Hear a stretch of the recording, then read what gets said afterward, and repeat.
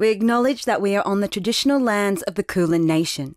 We pay our respects to elders, past, present and emerging, and acknowledge the Aboriginal and Torres Strait Islander people's spirit, imagination and rich history of storytelling and humour that is an inspiration for all Australians.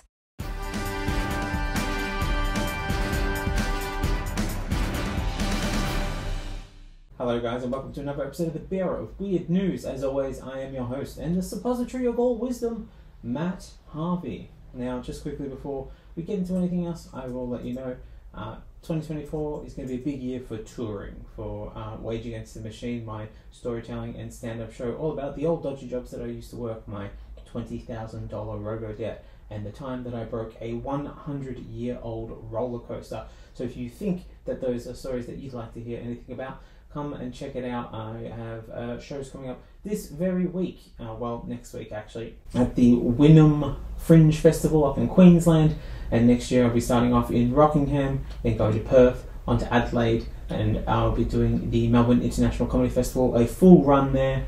I will also be trying to squeeze in a couple other little festivals where I can, just trying to hammer out some details of dates and locations and all that sort of stuff. But keep your ears open, I will hopefully be coming to somewhere near you. It's a quick episode this week, and by that I mean I forgot to get some sponsors. We have no sponsors. We're not brought to you by anything this week. We're brought to you, I guess, by you, the Patreon listener. Thanks for supporting us. If you want to join our Patreon, you can go to patreon.com/Matt Harvey Stuff and put a little amount in the subscription there. You get bonus stories. We really appreciate your time. If you enjoy the podcast, which if you are returning, I assume you do, and you want to hear more of it, you can get all our bonus stories on my Patreon, and I'll also occasionally throw up a piece or two there, a little something or other, but at the moment it's just the bonus stories. Until then though guys, I will be, as always, the bearer of weird news. Let's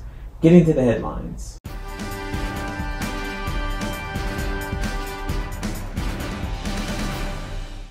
Indigenous children's activists and medical bodies have rejected Peter Dutton's call for a royal commission into child sexual abuse in Indigenous communities, saying, "We already know who's trying to hurt our children." They ran the No campaign. After the ban on Nazi salutes in Victoria, police held an emergency briefing to remind officers the salute is now illegal and no longer just the easiest way to identify their friends within a protest crowd, allowing them to know who best to protect when things turn wrong. UNESCO has teamed up with Interpol to build a virtual museum of stolen artifacts. It will contribute to raising awareness among the general public to the consequences of illicit trafficking of cultural property and contribute to the recovery of stolen objects. To date, it's actually just a link to the British Museum and a bunch of Swiss banks, but they assure us that more will definitely be added as time goes on. The agency is collaborating with Interpol and other partners for the $2.5 million online museum. Funding for the project's first phase is actually coming from Saudi Arabia, of all places. The Saudis are just going hard on straight up shaming white history, saying that if you'd bothered to build something interesting yourselves, we'd be stealing stuff from you. Now, despite the US labelling the issue a national security threat, Australian defence personnel have ignored a US Five Eyes unidentified aerial phenomenon briefing and refused to attend the meeting. On the plus side, it's the first time an Australian military hasn't blindly followed the US since about the 1970s, and maybe it's a good thing. On the downside though, the military said they didn't have time to mindlessly pursue boogeymen from the sky that didn't exist. After all, they had to focus on terrorists that were definitely sneaking into the country disguised as refugees rising from the water like mermaids taking to land. Senior Australian defence personnel have been caught mocking the subject while preparing briefing notes, according to Freedom of Information documents. They were supposed to have said, if we had to pursue every questionable object in the sky acting erratically, they'd effectively need to ground the entire Qantas fleet. Washington State Senator Jeff Wilson was arrested at Hong Kong International Airport and charged with possession of a firearm without a license in what he called an honest mistake, explaining that after a lifetime of being a rich white guy with a gun in America, he actually didn't think that he could get in trouble. The charge could see him receive up to 14 years in prison and a fine of more than $12,000. Well now, seems maybe we need to put the Chinese government in charge of America's gun control. They seem to be the only ones willing to hold anyone accountable for reckless gun-related actions. FIFA has banned Spanish football president Luis Rubiales from all football-related activities for 3 years following the allegedly non-consensual kiss he gave to Spain player Jenny Hermoso after Spain beat England in the Women's World Cup final.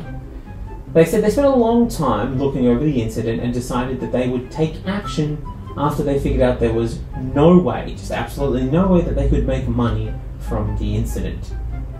FIFA fans were shocked after the announcement that the disciplinary committee had voted this way, but mostly it was because they had just learned that FIFA has a functioning disciplinary committee. Where have they been all these years? Is this a new initiative?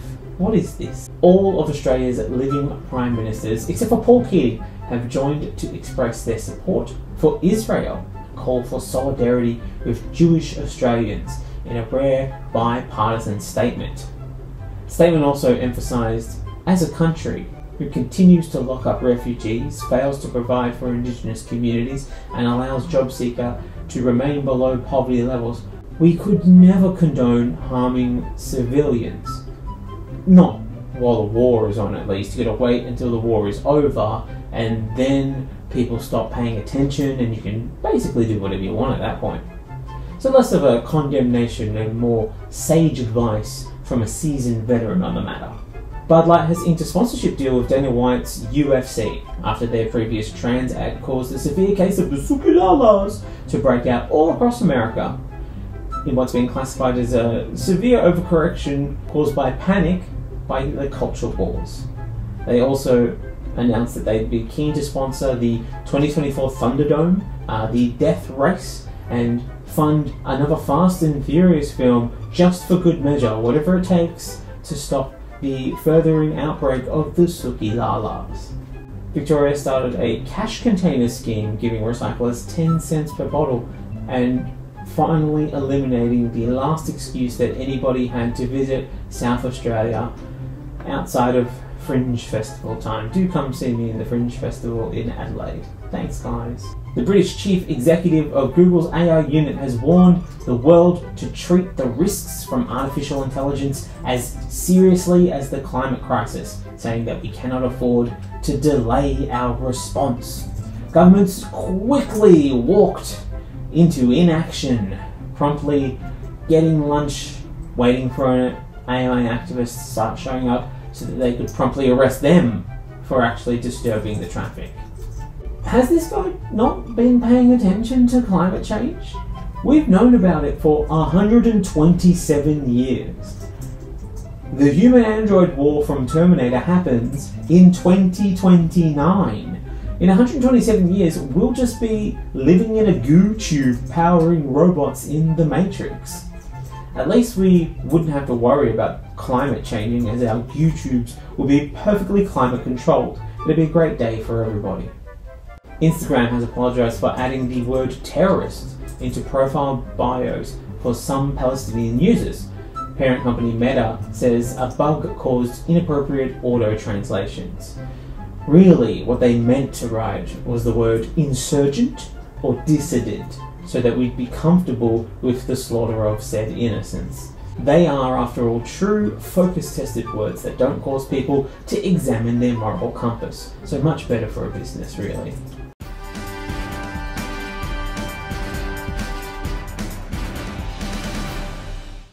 That's it for the headlines today. We're going to move on to some bigger news now.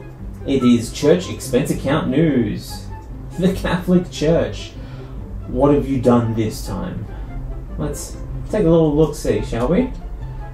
So, seems the Catholic Church has won the right to challenge in the High Court a landmark Victorian ruling forcing the Church to take greater liability for the actions of pedophile priests within its ranks, stating, "Come on now, I know that we're the Catholic Church, but even we don't have enough money to cover all of these expenses. We have to avoid that many taxes, come now."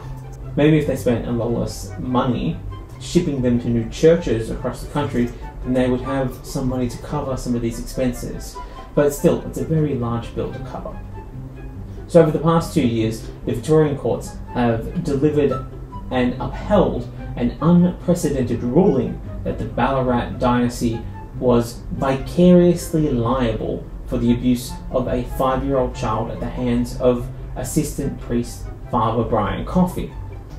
Vicarious liability is typically used to hold employers responsible for the wrongful or negligent actions of their employees during the course of their employment, even where there is no fault on the part of the employer.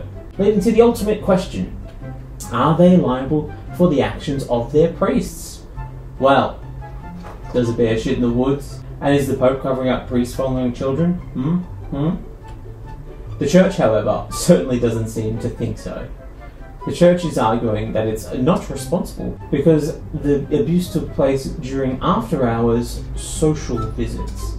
So, let me get this straight. The Church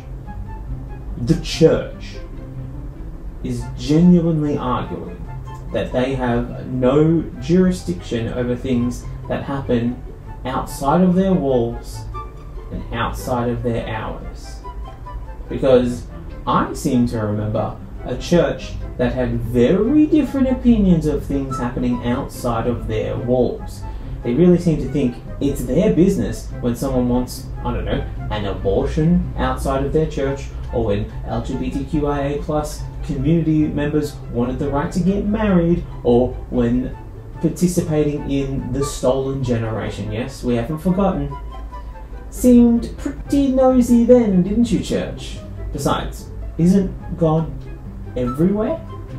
And with that, God's judgment and his responsibility, although don't forget, God does act in mysterious ways, which gets him out of a lot of trouble. It's a very good built-in failsafe. Why suddenly do they think they are exempt? What is their reasoning? Let's have a little look here. Oh, I see. Seems that they are learning from this new age of workplace disruption and disassociation, and are currently arguing that priests, much like Coffey, are not formal employees, and thus they claim that they are allowed to dodge claims of vicarious liability. Oh, so the Church thinks it is a responsibility avoiding apps such as Uber Eats or Menulog. That's interesting. The only thing that Silicon Valley companies are disrupting are basic workers' rights and human decency. And when they make so much money doing it, everyone's got it in their head that this is an acceptable way to behave now, right? They look towards the person who's made the most money and thought, well, they made the most money doing that. Obviously, that's an okay way to behave.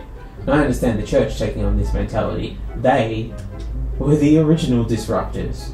They went and made up an infallible, intangible, moral yardstick to whack everyone with, and figured out how to get paid doing it. It's a good racket while it lasted. But times have changed, guys. My phone is my new god. And in response, the Church has enlisted Silicon Valley to help create their own new app for priests looking for work, for guidance, or simply to be relocated after doing something unspeakable in a local town. For all sorts of legal workarounds, sign up your staff to LawDash. Yes, LawDash. Do you need staff members but don't want all the hassle that comes with being accountable for their actions? Do you want all the benefits of hiring a person but none of the pesky fallout when they make a questionable choice?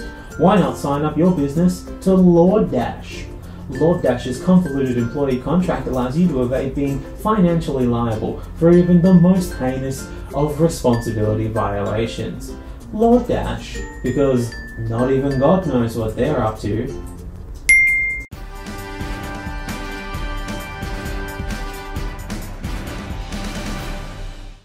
Speaking of intangible concepts, we're moving on now to theoretical plain news. Airlines. Forget airline food. These days, what's the deal with airlines? 90s comics used to decry the quality of airline food. These days, it's the best part of the experience. After ticket fees, baggage fees, meal fees, seat selection fees, an hour and a half in a security queue, only to be felt up by an aging security guard with a raging power boner, if I'm going to pay over $2,000 to be felt up, I wanted to be someone better looking than Trevor at the security desk. Maybe someone with softer hands. I appreciate a digit in the anus from time to time, but at least lube it up first. Before we know it, they'll be charging a fee to ensure that the seat exists, excess fees for the toilet, and a little extra for the privilege of breathing oxygen. We no longer need to worry about hijackers holding us hostage on the plane. The airlines are doing it well before they even get a chance. And the terrible qualities of modern air travel continue, as Qantas has told the ACCC when it filed its legal defence responding to the ACCC's legal action, alleging that it had advertised and sold more than 8,000 tickets for flights on its website for an average of 2 weeks, and in some cases up to 47 days after cancelling the flights. Its defence? They claim they don't sell customers tickets to any particular flight, but rather a bundle of rights that includes alternative options in the event of cancellations. Wow, I thought we were the merchants of bullshit at this podcast. When I sell a ticket to a comedy show, I thought, I was selling a pretty loose concept. Comedy, that being, subjective and all. At least with comedy, you know that it's subjective, but planes, they do still objectively exist, don't they? We haven't slipped into, the Matrix, where everything is simply a simulation of a thing that once existed. Qantas' slogan is, Spirit of Australians. But I guess they're really leaning into the intangible quality of the spirit in that slogan, enough so that you can't even prove that they even exist. Qantas has changed its name to Schrödinger Air, because at this point, we are just trapping people in a box and hoping nobody will check to see if their spirit is still alive or dead. When Qantas said, I still call Australia home, I didn't think that they meant that they never move out of it. Qantas, you're 102 years old now. Don't you think it's time that you left home and went and saw the world like you were selling tickets to do? Qantas claimed that informing customers that it had already cancelled flights they were booked on would have created uncertainty and frustration. You're damn right it would have. Hey Qantas, quick question. If I told you that I was booking one of your theoretical flights and offered to pay you with a bundle of rights to some theoretical money, or better yet, offered you the dumpster fire of money that is crypto, you'd be pretty uncertain and frustrated, wouldn't you? You'd be wondering, am I ever going to actually see that money? Is this thing that I've agreed to even existent? David accused the competition watchdog of ignoring the realities of the aviation industry, those being extracting maximum profit through minimum expenditure times by just really wringing out the customers for any dollar that you can squeeze out of them. And having sufficient staff numbers to handle the complaints from shortcuts that you implemented, well, that's just bad business, isn't it? Qantas said, in its defense, as you've said from the start in this case, we have fully acknowledged that the period examined by the ACCC was extremely difficult for our customers. Going on to say, let's be honest, a business acknowledging things weren't great is the best you're going to get these days. Harvey Norman still hasn't paid back the money it took from claiming JobKeeper, and he didn't even apologise. So they are actually setting a new standard of behaviour for iconic Australian brands fucking up publicly. Now, out of habit, they did reschedule the apology multiple times before actually delivering on it, but some things are hard to break. Taking precaution, Qantas went on the defensive, claiming no airline can guarantee flights. Oh, sorry, no? what else are you selling then? I was under the impression that those big metal things were planes, or are they just terribly inconvenient buses? Qantas has employed long-dead Belgian surrealist painter René Magritte to create their new plane tickets. Tickets do not actually have a time or a gate printed on them, as this is apparently irrelevant. You just show up to the airport at any time that suits you, and you'll be promptly told to wait between 12 hours and 30 days to return and take a flight, because you, as a consumer, don't have specific timetables to keep as long as you get to fly. Because that's all you care about, isn't it? It's not the destination, it's the journey. We've been telling them that for years, and they have really taken that on board. The tickets will, however, have one thing written on them: "Ceci n'est pas un ticket," or "This is not a ticket."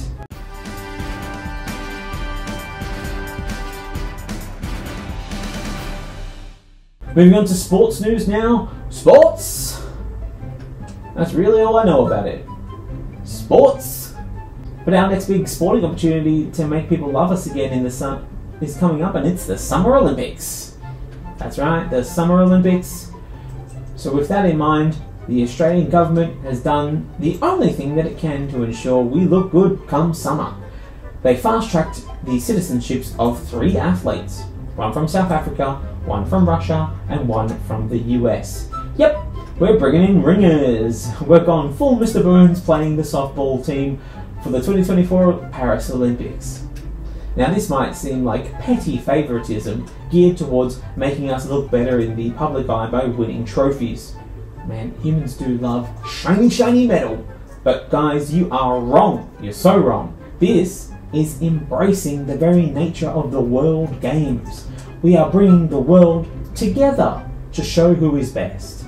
We just happen to be bringing them all together onto a single team to smash everybody else and rub their stupid faces in our victory. So, who's joining the Team Australia? Well, with the support of the Australian Olympic Committee, we will be welcoming South African canoeist Pierre van der Westhuizen, Russian wrestler Grigory Orokov, and US water polo player Sam Slobodine. We will be shipping them their customary cork hat, a kubra, and a copy of Paul Kelly's greatest hits, along with a jar of Vegemite that they'll be expected to eat spoonfuls of in interviews, despite nobody actually having ever eaten Vegemite like that, by the spoonful ever in the history of Vegemite, and a pamphlet delicately explaining how to hold the ambivalence that comes with publicly supporting the Indigenous cause and being a country that overwhelmingly votes no to give them the support systems that they need to better themselves. It's a rich and complicated culture that we've got here. Some listeners may think that I'm exaggerating the sports washing element of this story, and it's simply just a matter of me not liking sports, and you're only half right there. Here is Immigration Minister Andrew Giles, who used ministerial discretion to intervene and grant citizenship to van der Westhuizen. He said, "The applicant's contribution to the sport may enhance Australia's international reputation and provide inspiration and motivation to other athletes. I have decided it would be of benefit to Australia for this applicant to be an Australian citizen." There it is. There it is in black and white. No need to try and build up our international reputation by doing something positive for the downtrodden, like treating our refugees well, or minimising the damage to the earth by not mining more coal, or not selling enough coal to ensure that we drown the Pacific region within 20 years. That'd be hard work. Like becoming a high-level athlete. No. Much easier to just import some pre-existing goodwill. Somebody who's already done the hard work, so we can just plug them into our society. This is classic Australia. Instead of doing the work to build up our national reputation, we fast-track some goodwill via a sports program. That's not goodwill. This is goodwill. Aussie, Aussie, Aussie, goodwill. Could we not find a new Hemsworth to bandy about on the international stage to make us look better?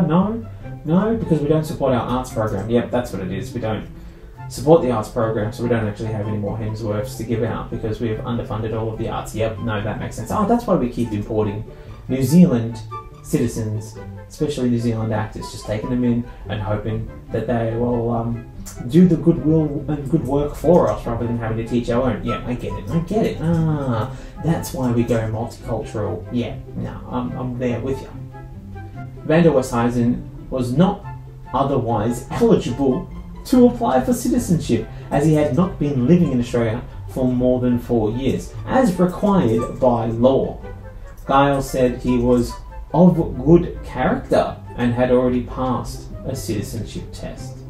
And our investment has paid off, with Westhuizen having already started winning medals for Australia. So Australia has preemptively given all athletes in the world Australian citizenship in an attempt to win the Paris 2024 Games by default.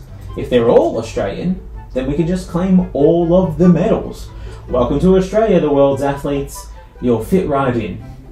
Generally, the processing time for citizenship applications can vary, with about 90% processed within 10 months, though some people, we will call them refugees, have been waiting a little bit longer than that. And as such, after hearing about these athletes, refugees that have been detained for roughly 10 years say that they'd be willing to join any sporting team, any of them, even curling if it helped. Going on to say that they've seen the quality of some of the Winter Olympians and feel that they could do at least as well as that Hungarian skier, Elizabeth Swaney, who did an amazing skiing half-pipe run that was described as a perfectly mediocre run without falling and barely attempting a trick in either of her 2 runs. It is beautiful footage. Do we have a clip? That and Stephen Bradbury are the quintessential aspirational runs of sporting prowess that we have come to expect from our global athletes.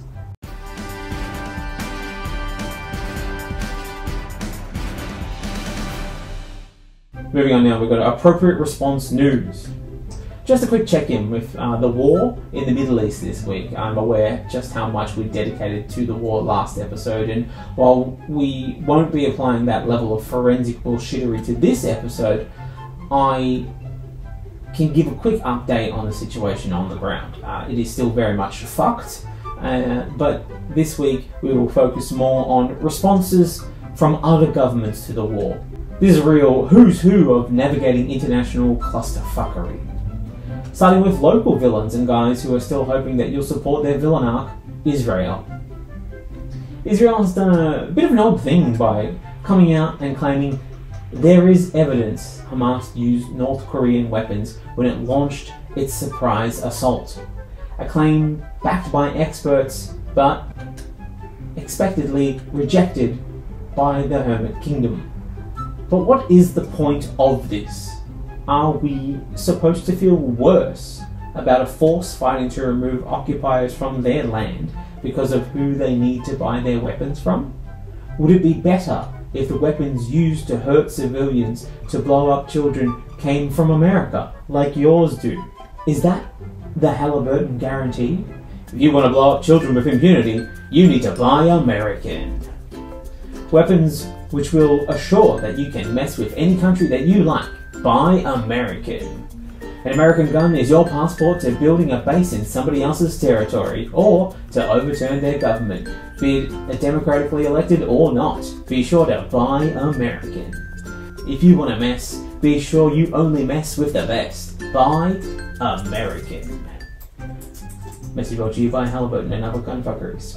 How has the Australian government responded to the whole war situation, given that we will likely be dragged over to interfere on one side or another at some point? Surely peace is high on our agenda, given that this is almost an inevitability. Maybe a ceasefire would go down well right about now, right? Right, Australia? Oh, Australia. You do disappoint me, increasingly so.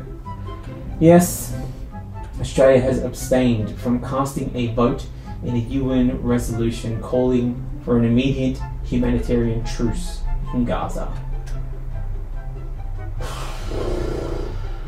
I mean, I shouldn't be surprised.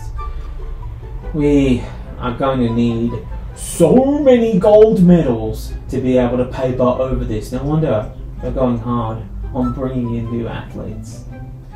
Like everything the UN does, the motion drafted by Jordan, the country, not a person, is not binding, but is more of a litmus test, really, a political character alignment chart, with 120 good aligned nations voting in favour, 14 evil aligned countries, including the US and Israel, voting no. Meanwhile, there's 45 chaotic neutral countries, including Australia, the UK, Germany, India, and Canada, who abstained from voting at all. Just straight up refusing to get involved with even pretending to look like we care about helping the Palestinian people. It's a non-binding motion. You may as well have signed up to a motion that said that you condemn them for not allowing Bigfoot to take residence in Israel to seek refuge from Bigfoot hunters. It's symbolic. What justification did these coward countries give? These centrists dressed as progressive countries, also the UK. I don't know about some of them, but Australia argued that it was incomplete because it did not mention Hamas as the perpetrator of the October 7 attack. Fuck. What a ridiculous hill to die on. Who else is in this cluster bundle of carelessness, callously cowering on the edges of the right side of history? Hang on, Haiti. What are you doing in there? Haiti, you fought a bloody revolution for your freedom and to get your land back. This feels like something that you should be passionate about. Who else is in there? Tuvalu. Oh, I'm particularly disappointed in you. You spent all of your time, very rightly, shaming Australia for behaving poorly and taking away your autonomy with an influx of seawater, and you don't want to get involved when it comes to someone else's time to call for help? Fucking shame. Shame! Who do you think you are? Australia? Oh, you live long enough and you see yourself become the villain, don't you? And Ukraine? Come on, Ukraine, sure, you guys are busy fighting a war against aggressors, but Zelensky doesn't need to be there himself. Send a delegate. These other countries might disappoint me, but you, Ukraine, after this whole messy business with Russia, you can't even muster up the time to vote? I'd send you to your room without dinner for the rest of the war, but with this whole messy thing with Russia, it's best that you're able to stay mobile, just in case they drop a bomb on it and make an excuse like, oh, there were Nazis hiding in the bedroom. See, that's how you show solidarity. Although Penny Wong has acknowledged the widespread suffering, which is great, I guess. She did stop short of describing Israel's Gaza siege as collective punishment, which it is, otherwise known as acknowledging the truth of the situation, which we don't like to do. But you gotta walk that line, right? What if Israel succeeds? We still need to trade with them. We aren't anti-Semites, after all. So, as a majority white country, I imagine we'd be responding much the same as the other whiteys. We're all colonised by the same group, so groupthink must be kicking in right about now, right? Well, take a looky here. Seems the Scottish Government has pledged £500,000 of humanitarian funding to the relief effort in Gaza. The cash is going to be given to the UN's Relief and Work Advocacy Flash Appeal, which is working to support those being displaced by escalating violence in Gaza. International Development Minister Christine McKelvey also reiterated the Scottish Government's call for a humanitarian corridor to allow aid to be delivered to civilians. A call that has thankfully been listened to, and the aid has actually started now after much delay. The moving of displaced civilians has begun into Egypt. But they aren't the only white people. So what's happening over in Ireland? Something good, I assume. Seems Ireland has announced €13 million in additional funding for the humanitarian assistance for Palestinians, and the country's leaders called for a ceasefire in the Israel-Hamas conflict. They are not fucking around in Ireland. No, they never really have they? All that hard-lined Catholic guilt must be good for something, I suppose. Both of these countries know what it is like to be trodden underfoot at the hands of an oppressor, and that cultural trauma is manifesting in different ways. Here in the global south, seems the distance from our former oppressors has left our brains sort of soft and squishy, or maybe it's simply that we took over the role of oppressor, so now we see ourselves as a cooler kind of England, one that people kind of like England Plus or England 2.0. But living directly next door to those who stole your land and culture has kept the compassionate fires burning. Turns out, of all the white people, the Irish and the Scottish are the best white people. No wonder that we try to keep them out of the greater fold of white. We can't have this kind of compassion running rampant amongst the whiteys. That's risking erasing the culture that we have worked so very hard to build.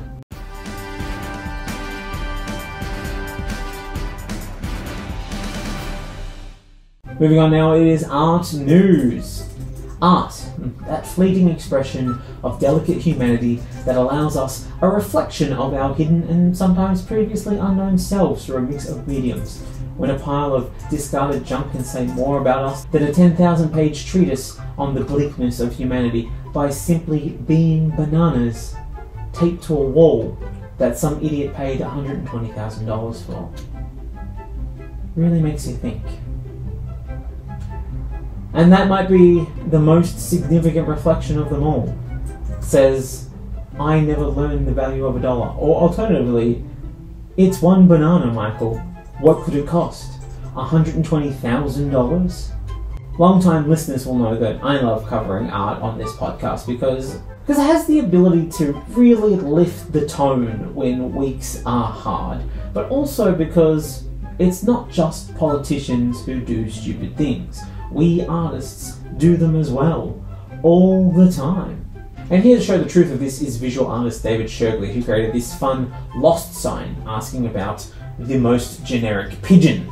And this image, which I think makes the most appropriate card for announcing that you have a UTI. Well, he has created a new work by pulping 6,000 donated copies of the Da Vinci Code to create new editions of 1984. This all started 6 years ago when the Oxfam charity shop in Swansea in the UK pleaded that customers stop giving them old copies of Dan Brown's retirement fund made into book form, the Da Vinci Code. Shurgley saw it and decided that he was going to interject a form of social commentary / highbrow interfering snobbery that, frankly, is a large part of the reason that people struggle to connect with books and readers and art in general.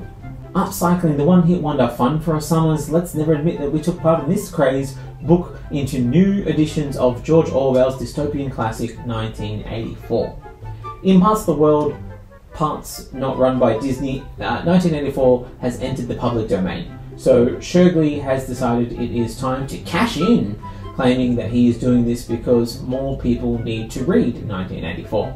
And what better way to ensure as many people as possible get to read a text that they probably faked their way through reading in high school by selling your own copies of it for a mere, 941 Australian dollars. Jesus, dude. I could pick up a brand new copy for $20 at a reputable bookstore and $5 at a second-hand bookstore. You think someone spending over $900 on a book is then going to open it up and read it? All you've done is create an expensive paperweight. Shurgley said George Orwell, I think, always intended it to be a warning. It wasn't necessarily a parable of an existing state, but it was kind of a warning of what could happen when we don't value our democracy. I mean, yes, but also no. It was both, guys. It was both. Did you not read this in high school? Or maybe you should read it again. I hear someone's got a few copies of it lying around. It was absolutely both.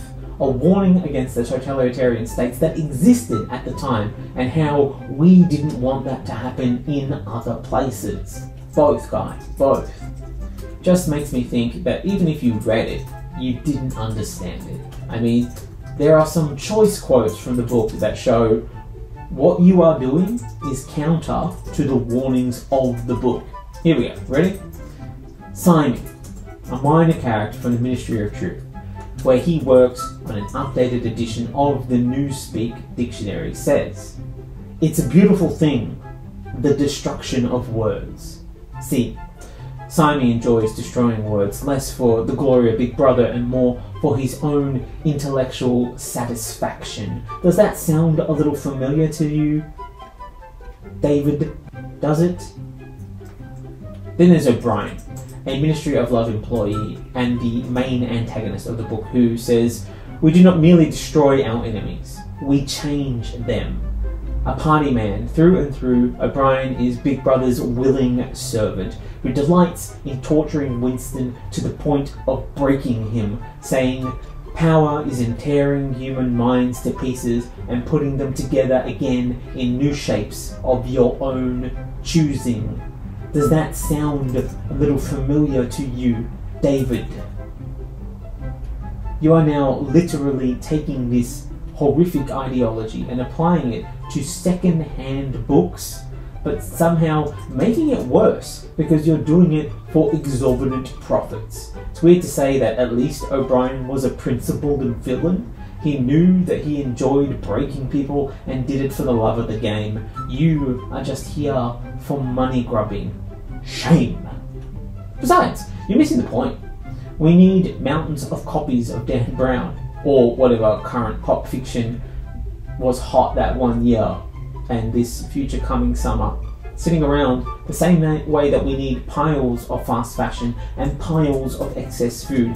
It's the only way that we know how to learn any kind of lesson is with piles. Have you watched a documentary, David? Did it leave an impression on you, David? Is it because they had a big pile of something to show you how horrible a person you are, David?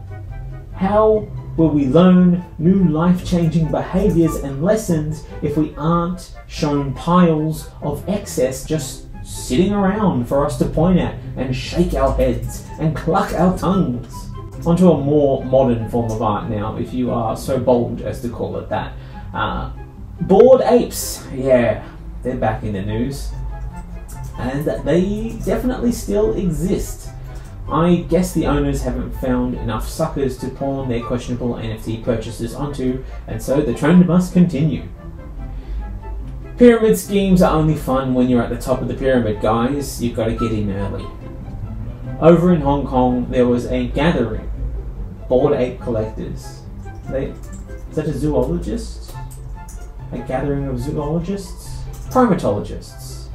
What's the collective noun for a group of bored ape collectors? Suckers. That's it. Suckers. Suckers who attended a little thing called Ape Fest.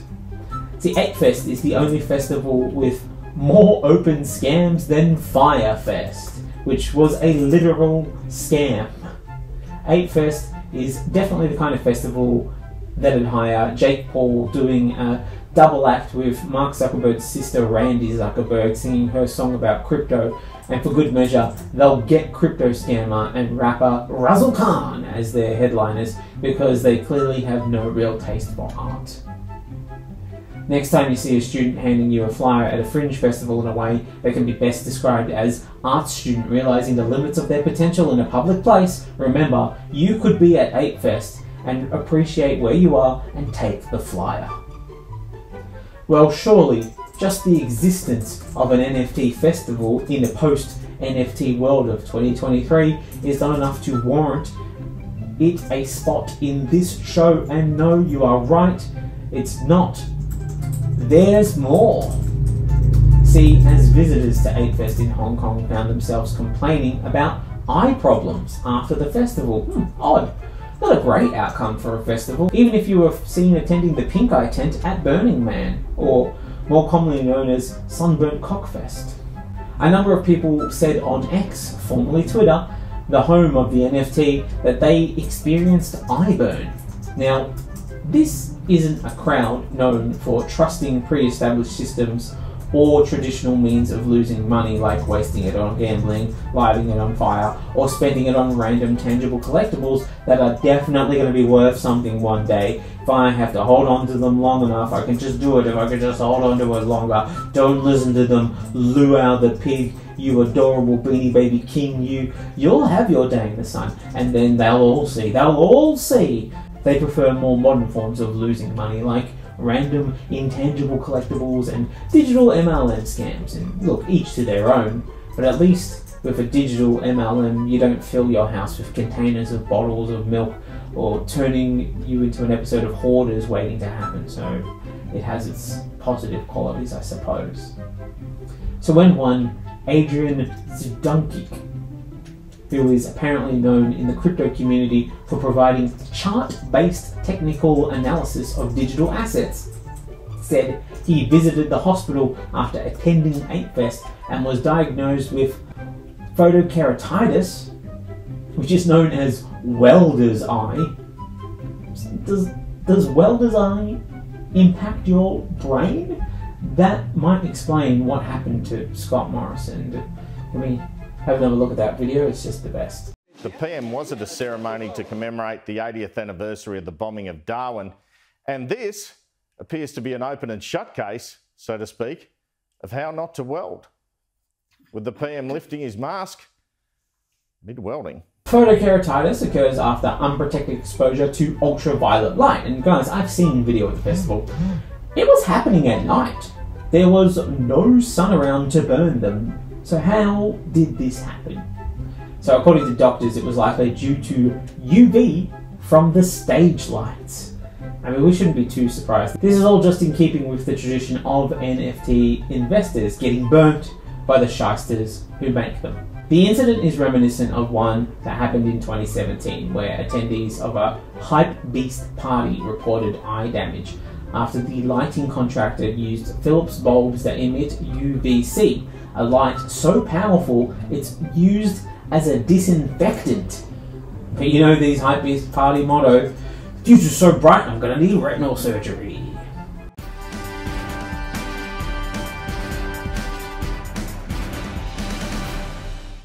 Okay guys, moving on now to animal news. Researchers have found that in order to avoid unwanted male attention, some frogs appear to fake their own death. The research was released in Ugh, No, Not Tonight magazine. I hear it's a real page turner. Now I've heard of starfishing, but playing dead? Not a good look when the women in your life would rather pretend to be dead than put up with your behaviour. Researchers say this is a response, often from smaller females, who are responding to the overtly aggressive male scramble for mates, where male frogs often try to leapfrog over each other to have sex, what we are colloquially calling going off like a frog with a cock. In these situations, several males can end up clinging to a female, what we in the human world would call the last people to leave the club syndrome. Too many males will try to mate with the same female at the same time, causing the female to take a more drastic response. She would have spoken up sooner, but through the scramble she ended up with a bit of a frog in her throat. And I totally get it. We've all had a partner who wasn't very good in bed. Enthusiastic, sure, but doing anything that was good for anyone involved? Certainly not. This is often the young male who feels needless pressure to be instantly good at sex despite either having never done it before or only done it poorly and had nobody speak up to help them. They assume because they've been wanking for so long that they have a mastery of this very similar skill. But the truth is this. Have you ever told somebody that they have something in their teeth It's a whole thing, right? It derails entire conversations. The other person can focus on nothing else but this new piece of information. It's potentially socially devastating if not handled with just the right amount of social grace and poise. Hot tip for trying to get out of a conversation that you aren't enjoying. You tell the other person that they have something in their teeth. The longer that you've been talking, the more devastating it will be to their social standing. They will panic, and if you are lucky, they will run to a bathroom and fix the situation by giving you ample time to find a new conversation to join or just find a window to leap out of. And this is just a conversation. Imagine needing to gather the courage mid-coitus to tell the other person that they're doing a really poor job. For both of you are great, but that is a proper coitus interruptus. It's a total surprise. There's almost no coming back from it unless it is handled with extreme care, much like a penis. And that is why this story is riveting. It boils down to the basest of survival instincts. As a woman, the odds of a person you are fucking being the one who will eventually kill you are staggeringly and depressingly high. Apparently even higher for frogs. The scientists say that these male frogs are displaying needlessly aggressive behaviour, which they are. They also assume that the wriggles and vocalizations of the females are going unheard. However, I propose a darker solution. The fragile males heard that they were doing a bad job, and they got angry, taking the situation into their own webbed hands. So of course it's just easier for a woman to pretend that she croaked. That kind of male will suppress the trauma and walk off thinking that he is such a stud that he once fucked a girl so good she literally died. He's going to be devastated if he ever realizes that she was faking it all along. Fortunately, they don't actually pay enough attention to the women to realize that they're the same frog. So it's win-win for everybody. In other animal news, birds in North America will be renamed to avoid any harmful historical associations with people. The American Ornithological Society announced North American birds will no longer be named after people, any people, looking to rename around 80 species found in the US and Canada next year. KFC immediately panicked after remembering that they whitewashed the fact that they got their recipe from a black woman and gave her no credit, but pumped the brakes after realizing it was only living birds that people cared about. Once they were cooked up, nobody cared what old racists they were named after.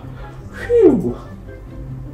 Some of the birds will be renamed, including those currently called Wilson's Warbler and Wilson's Snipe, both named after 19th century naturalist Alexander Wilson. There's Albodden's Shearwater, a seabird named for John James Albodden, whose family owned slaves. That old story again. Boy meets bird, boy names bird, boy goes on to have deeply problematic life involving the owning of slaves, or maybe some racist ideas that were at the time normal, but have far from aged well, and people are rightly feeling icky about you getting to have a nice little legacy that isn't about your deep-seated issues. Boy dies, society changes bird's name, bird has no say in the matter at all whatsoever. A classic tale as old as time. Human history is so replete with this kind of milkshake duckery that we have to stop naming things after ourselves. Anythings. Ever. Because we have proven time and again that we shouldn't be allowed to have nice things. We initially named planets after gods, but that has proven to be a problem. Early contender Uranus, the god of the heavens and sky, and giggling at double entendres, leading the pack. But all of the planets have their problems. Neptune, the god of the sea, and terrible father who tried to lock up his daughter so that she'd never fall in love with Prince Eric, and of course, the worst of them all, Jupiter, who is just celebrity god and serial sex pest Zeus in a classic disguise. Be it a swan, golden rain so that he can sneak into a princess's bedroom, doing straight up identity theft by transforming into the goddess Artemis to have sex with one of her followers, or as a gas giant. We really messed up by naming the mightiest of the planets after him. After that, frankly, we've lost the galactic naming rights to anything new. Modern astronomers have really nailed it by naming planets a series of unrememberable letters and numbers that more resemble a secure password on a computer than any planet that I'd want to live on.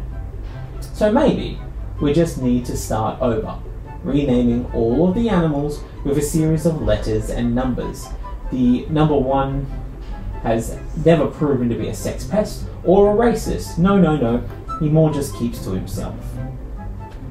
After the announcement, however, Milkshake Duck himself, yes, the Milkshake Duck, held a press conference saying that he was sick of being a yardstick for these problematic figures and wanted to be renamed. Because you don't understand the nuances of duck society, and that those ducks with green heads deserve to be ostracized for the way that they look. And maybe you'd understand if you frantically kicked under the water while appearing calm on the surface for a mile in my flippers. That'd be a nautical mile, I assume. No, I don't know the difference and I won't look it up. You do some research for once, eh? Emily Williams, an ornithological and Georgetown University, said heated discussions over bird names have been happening within bird-watching communities for the past several years. Upon hearing that there was even the mildest of chances of controversy, which could be then dragged out for an entire miniseries, Netflix put an immediate bid in to turn this whole thing into a documentary, with the rights to highlight a single character in a miniseries that will be popular for a summer and then spawn a cacophony of unnecessary spin-offs that nobody will watch. This started in 2020 after the infamous incident where a black bird watcher had the police called on him for simply asking a white woman to follow the law by putting her dog on a leash. The Ornithological Society started renaming birds when a group called Bird Names for Birds sent a petition to the society urging it to outline a plan to change harmful common names of birds, suggesting birds be named for their characteristics, resulting in a bird named for the Confederate Army General John P. McCowan being given the comically phallic name the thick-billed longspur. Oh yeah! A different kind of problem, to be sure, one that is easier to explain to future generations. As long as we avoid the nearly inevitable Birdie McBirdface references, then I think that we can handle this transitional period with a little bit of grace. There is, however, one voice that has yet to be consulted on the matter. Birds. So we here at the Bearer of Weird News rounded up some local birds with an impromptu town hall to get their 2 chirps on the matter. When asked on the matter, birds were heard to say, "The move doesn't go far enough. The problematic association isn't with the racists, it's with the human race."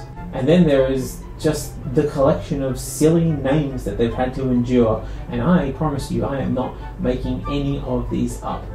So we've got the Dick Sissel, the fluffy-backed tit babbler, the monotonous lark, the perplexing scrub wren, Spangled Drongo, the sad flycatcher, and of course the grey go-away bird. All ridiculous names. How does one gather respect with names like those? If those are the names that are going to be given by humans, then frankly they want to distance themselves from humans altogether. And birds are thrilled to no longer be connected to the celebrity species and destroyer of their natural habitats, humanity. They don't even want the species names that we've been giving them and would rather be referred to by their own chosen names. So here is a small sampling of names that the birds would rather be known by in future. Now, these were all translated from chirps, so bear in mind they do sound better in their native chirp. So cassowaries, who are named from 2 Papuan words, kasu meaning horned and wari meaning head, so horned head, a rather rude and some would say body-shaming name, would actually rather be named Thunder the Wise and Gentle. Hummingbirds wish to be known as the Nimble Pixie. The peacock doesn't want much of a change, actually. Its life is pretty easy. It just wants to be known as Monstrocock. Because in Monstrocock society, size really does matter. Rainbow lorikeets are furious. They don't even have all of the colours of a rainbow on them. No, no, no. They wish to be referred to as Zargut, the Destroyer of Worlds. Strong choice. Penguins want to be known as Fish Lords, as they have mastered the seas, and boobies, who have been saddled with the quite childish name, want to be taken seriously and refuse to be called anything but the more scientific Big Beautiful Mammaries. Galahs have had enough of being used as an example of foolishness in Australian culture, demanding to be taken seriously. Now they'll be known as Warlord Steve. Magpies love the local colloquial name that they've been given, but wish for it to be taken on a bit more wide-ranging. For those who aren't sure, the local colloquial name is the Swooping Cunt of Death. So no change needed, but a bit more of a worldwide adoption of the colloquialism, as I said. And finally, just a quick update on our ongoing stories. Colombia is going to war with Pablo Escobar's hippos. Long-term listeners would remember the now 160-strong population of hippos who bred from the hippos imported by Pablo Escobar and have found Colombia a delightful place to live. And what's not to like? No natural predators, a bite that can break a man in half, unlimited access to former Escobar estate, and all the grass and crops that they can eat. The Colombian Environment Minister, Susana Mohammed, has announced plans to control the hippo population through measures including surgical sterilization, possible euthanasia, and just sending them to other countries. Can I suggest that you drop them in the swamps of Florida? 160 hippos would keep the governor too busy to worry about made-up problems like the culture war, and maybe things will improve in the state. Just a thought, just a suggestion. But guys, it's finally happening. The unnecessary Netflix sequel that we never knew that we wanted. Narcos Hippos. This is my long-term brainchild, and I am pumped to see where this goes so that I can pitch the first script. We can watch the ragtag bunch of underdog hippos become the Colombian marshland's most fierce and powerful gang, only to then get in a gangland-style turf war with the Colombian Parks and Rec team over a turf needed to control the manufacture and sale of cocaine plants. See, it's all coming together, guys. It'll be like a more interesting version of the Emu War. Sure, emus were stronger than those 1920s machine guns, but these are hippos. A lot of modern guns won't get the job done either. And you can't drone the shit out of the place. You need that land for growing crops.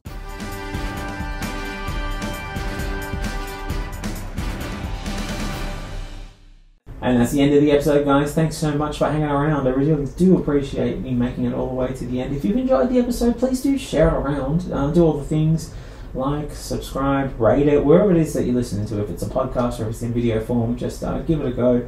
5 stars, 1 star. Otherwise, what's the point? Share it with a friend, someone you think would enjoy it, and be sure to come out to one of the live shows. Remember, I'm in Wynnum, I'm in Perth, I'm in Rockingham, I'm in Adelaide. I'll be doing the Melbourne Comedy Festival and more to come. Do sign up to the Patreon if you want to support the podcast but can't come out to one of the shows or just don't want to. That's it's also an easy way to do that. But until then, guys, thanks a lot for hanging around, and I'll see you next time. Bye.